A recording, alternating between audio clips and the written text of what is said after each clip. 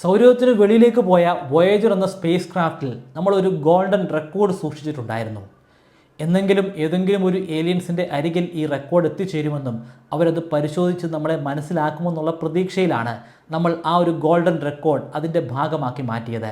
അതിൽ നമ്മൾ 60 വ്യത്യസ്തമായിട്ടുള്ള ഭാഷകളിലൂടെ അവരെ അഭിസംബോധന ചെയ്യുന്നുണ്ട്. ഭൂമിയുടെ ശബ്ദം അതിൽ റെക്കോർഡ് ചെയ്ത് സൂക്ഷിച്ചിട്ടുണ്ട്. 90 മിനിറ്റോളം ദൈർഘ്യമുള്ള ഭൂമിയിലെ ഏറ്റവും മനോഹരമായിട്ടുള്ള സംഗീതം നമ്മൾ സൂക്ഷിച്ചിട്ടുണ്ട്. നമ്മുടെയും നമ്മൾ ഉണ്ടാക്കിയിട്ടുള്ള അനേകം വസ്തുക്കളുടെയും 115 വ്യത്യസ്തമായിട്ടുള്ള ചിത്രങ്ങളും നമ്മൾ കൂട്ടിച്ചേർത്തിട്ടുണ്ട്. എന്നെങ്കിലും ഒരിക്കൽ ഏതെങ്കിലും ഒരു ഏലിയൻ്റെ കയ്യിൽ ഈ ഗോൾഡൻ റെക്കോർഡ് ഉണ്ടാകുമെന്ന് നമുക്ക് പ്രതീക്ഷിക്കാം.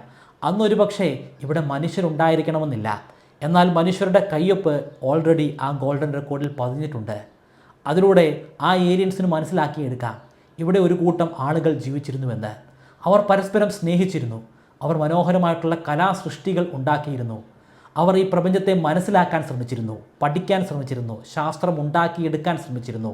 കൂടാതെ അവരെ പോലെ ആരെങ്കിലും ഈ പ്രപഞ്ചത്തിലുണ്ടോ എന്ന് മനസ്സിലാക്കാൻ അവർ സ്പേസ് ക്രാഫ്റ്റുകളെ പല ദിക്കുകളിലേക്ക് അയച്ചിട്ടുണ്ടായിരുന്നു.